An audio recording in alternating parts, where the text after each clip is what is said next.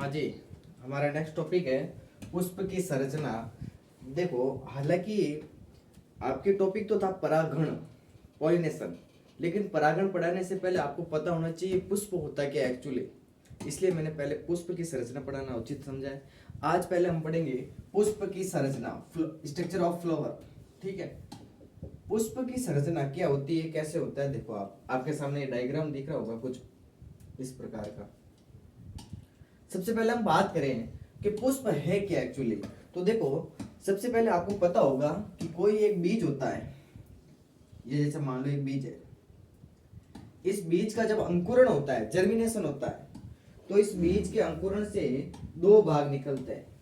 एक भाग जो जमीन के बाहर आता है, एक भाग जमीन के अंदर जाता है। तो जो भाग जमीन के बाहर आता है उस भाग को कहते हैं प्रोभाग, प्रो। जबकि जो भाग जमीन के अंदर जाता है उसको कहते हैं मूलांकुर, रेडिकल, इसको कहते हैं शूट। ठीक है, तो प्रो भाग आगे चलकर तने का विकास करता है और मूलांकुर आगे चलकर जड़ का विकास करती है। ये बात दो पहले याद रखना कि जब भी बीज का अंकुरण होता है तो इस बीज के अंकुरण से या इस बीज के जर्मिनेशन से बीज से दो भाग निकलते हैं। बीज के जो बीच में भ्रूण होता है, इस भ्रूण से, ठीक है, इस भ्रूण से दो भाग निकलते हैं। एक भाग जमीन के बाहर आता है जिसको कहते हैं प्रो भाग, और इस प्रो से आगे चलकर तने का विकास होता है। एक भाग जो जमीन के अंदर जाता है उसको कहते हैं मूलांकुर, और इस मूलांकुर भाग से आगे चलकर जड़ का विकास होता है। ठीक है, अब पुष्प क्या है, तो पुष्प है ना, पुष्प इस तने के ऊपर ही लगेंगे, जड़ों में तो लगने से रहे। तो पुष्प में पहली बात आती है कि पुष्प एक रूपांतरित प्रो है।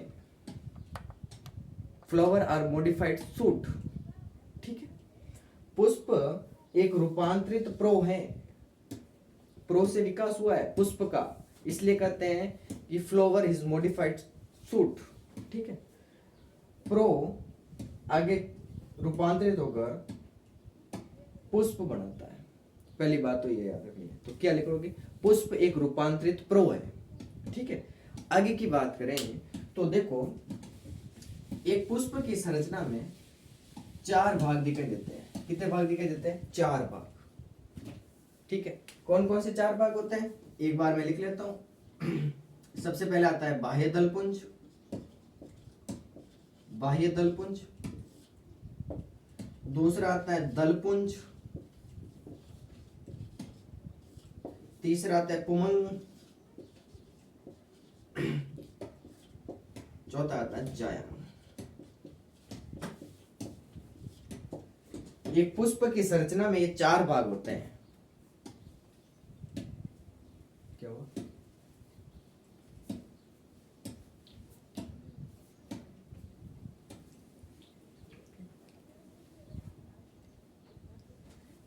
एक पुष्प की संरचना में चार भाग होते हैं, बाह्य दलपुंज, दलपुंज, पुमंग और जायंग। इंग्लिश में कहें तो calyx, corolla, androecium and gynoecium.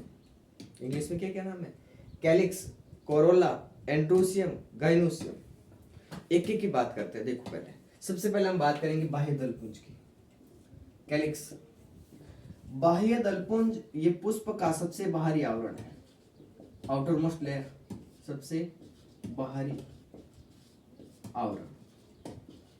पुष्प का जो सबसे बाहर वाला आवरण होता है उसको क्या कहते हैं? बाह्य दलपुंज।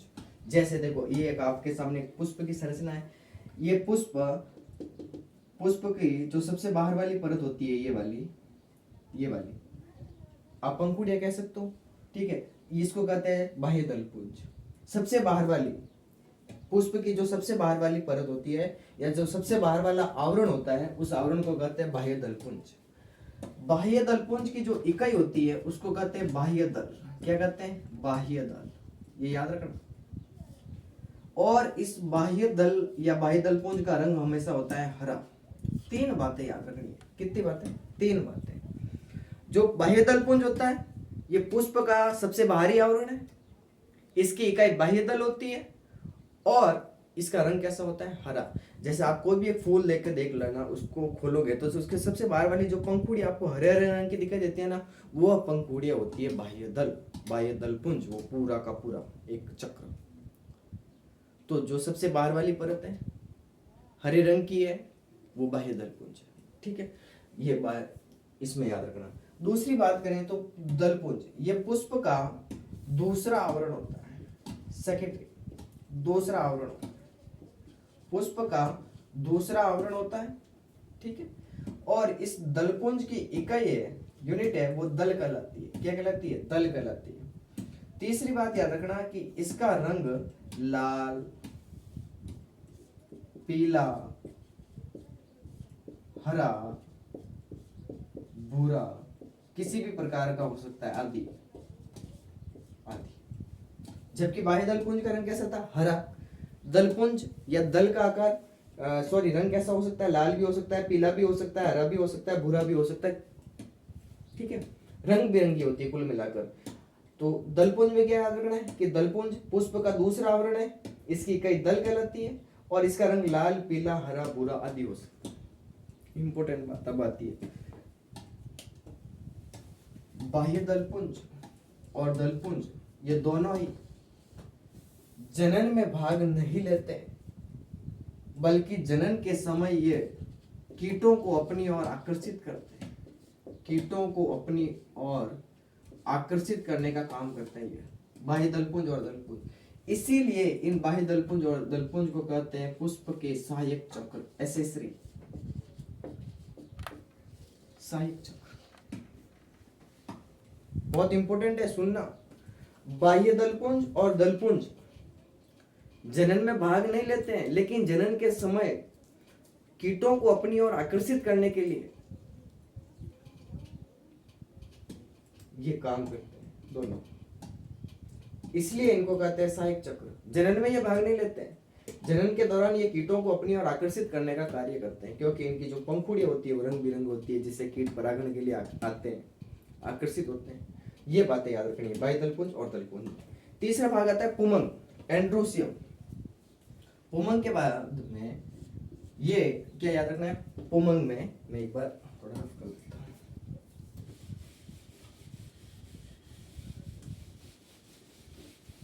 मैं भी लिखवाऊंगा, आपको टेंशन मत लेना, मैं लास्ट में एक बार पूरा लिखवाऊंगा आपको।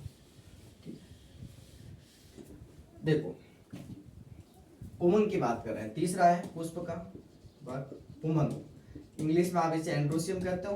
पुमंग, पुमंग पुष्प का एक नर जननांग है, male reproductive organ in flower. पुष्प का नर जननांग है।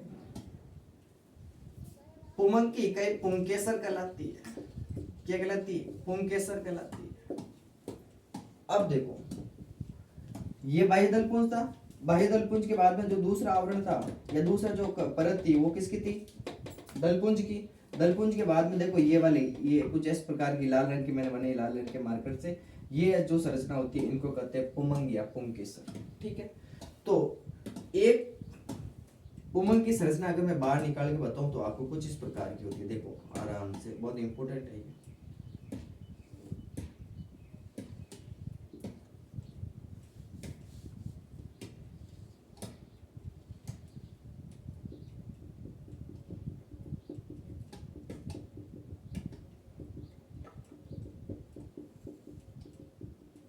ज्यादा डिजाइन तो रहेगा, ठीक, अपने हिसाब से डिजाइन कर लेगा।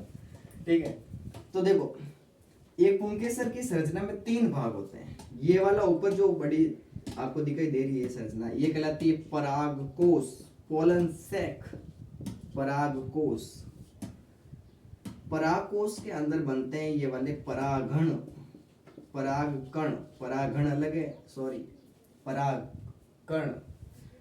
ये वाली डंडी कहलाती है पूतंतु।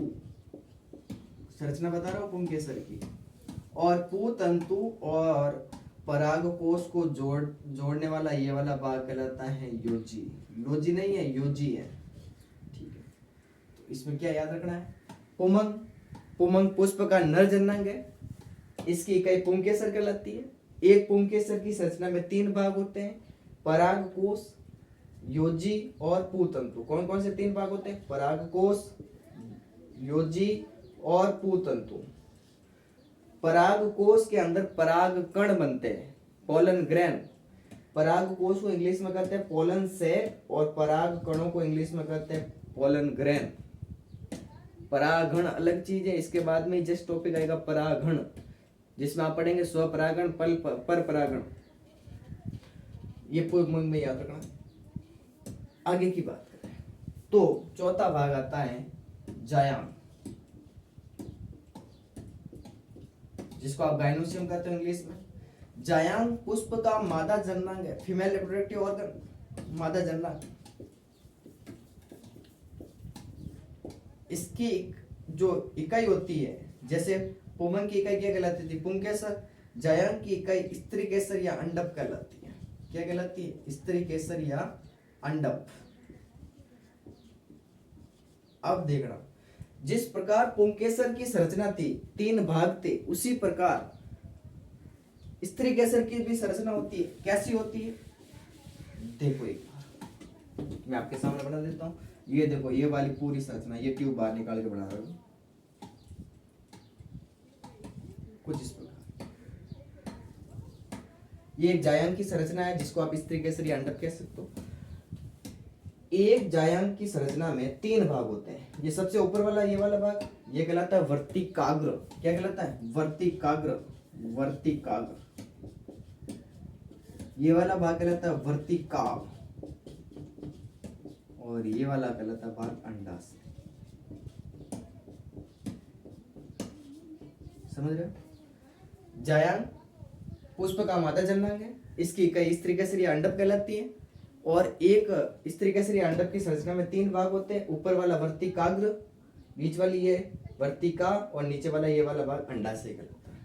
अब देखो, हमने बाह्य दलपुंज और दलपुंज में देखा कि ये पुष्प के जनन में भाग तो नहीं लेते, लेकिन जनन के दौरान कीटों को आकर्षित करते हैं। कौन कौन से भाग? बाह्य दलपुंज और दलपुंज, इसलिए इनको सहायक चक्र कहते हैं। जबकि जो पुंकेसर और ये जो स्त्री केसर है, ये जनन में भाग लेते हैं, इसलिए ये पुष्प के जननिक चक्र कहलाते हैं। क्या कहलाते हैं? जननिक चक्र। इंपोर्टेंट है। और ये पुष्प की संरचना आपके सामने बना रखी है, इसको बनाना है। अब देखो, इसको नोट करना है। कैसे?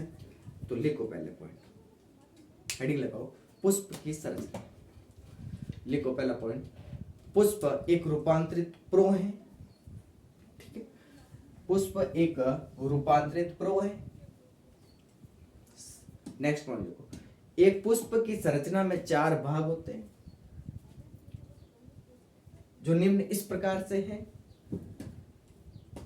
एक एक लाइन में एक लिखो, बाह्य दलपुंज, दलपुंज, पुमंग और जायांग, चारों लिख ली। इंग्लिश में लिख लो, calyx, corolla, androecium, gynoecium. Okay, वापस 1 नंबर हेडिंग लगाओ, बाह्य दलपुंज। बाह्य दलपुंज में लिखेंगे आप, ये पुष्प का सबसे बाहरी आवरण है, outer most layer in flower. ये पुष्प का सबसे बाहरी आवरण है। सेकंड बात लिखो, बाह्य दलपुंज की इकाई बाह्य दल कहलाती है। लिखो, बाह्य दल। बाह्य दलपुंज की इकाई बाह्य दल कहलाती है। स्टार बना के लिखो नेक्स्ट पॉइंट। इसका रंग मुख्यतः हरा होता है। खत्म। 2 नंबर हेडिंग लगाओ, दलपुंज। इंग्लिश में लिख लो कोरोला। कोरोना मत लिख देना, कोरोला। कोरोला में लिखो, ये पुष्प का दूसरा आवरण है। नेक्स्ट बात लिखो, दलपुंज की इकाई दल कहलाती है। दलपुंज की इकाई दल कहलाती है। नेक्स्ट स्टार बना के लिखो नेक्स्ट पॉइंट, इसका रंग लाल, पीला, हरा, भूरा आदि हो सकता है।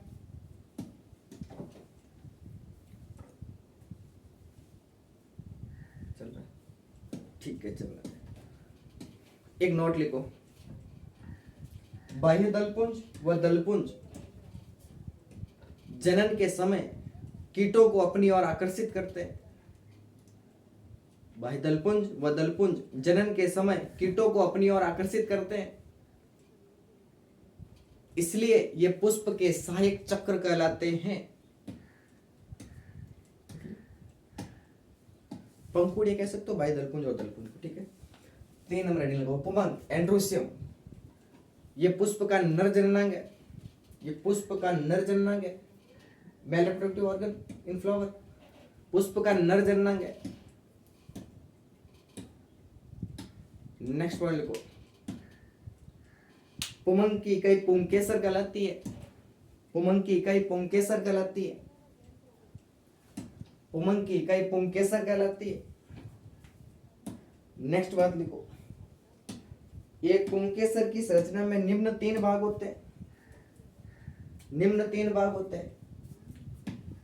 लिखो पहला भाग परागकोश, दूसरा लिखो योजी और तीसरा लिखो पूतंतु।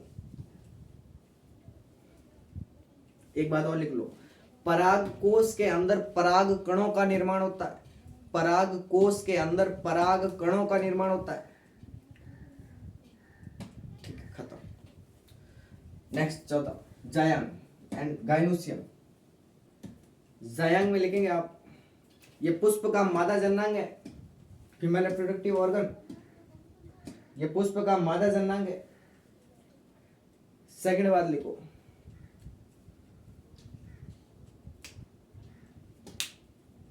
जायांग की इकाई स्त्री केसर या अंडप कहलाती है, जायांग की इकाई अंडप या स्त्री केसर कहलाती है। नेक्स्ट बात लिखो, एक जायांग की संरचना में निम्न 3 भाग होते हैं, डायग्राम बनाना है वो आप, ठीक है।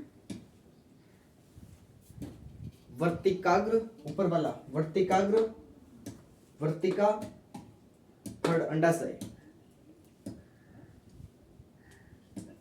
लिख लिया, वर्तिकाग्र, वर्तिका और अंडाशय। जो परागनली या परागकणों का जो अंकुरण होगा ना, वैसी वर्तिकाग्र पर होगा, जिसे पराग नलिका बनेगी। आगे मैं पढ़ाऊंगा बाद में, पहले इतना याद रखो, लिख लिए। अब एक नोट लिखो, पुमंग व जायांग ये पुष्प में जनन का कार्य करते हैं, अतः ये पुष्प के जननिक चक्र कहलाते हैं, जननिक चक्र कहलाते हैं। बस ये पुष्प की संरचना है, ठीक है। धन्यवाद। इसके बाद का जो टॉपिक रहेगा वो रहेगा परागण, पॉलिनेशन। Thank you.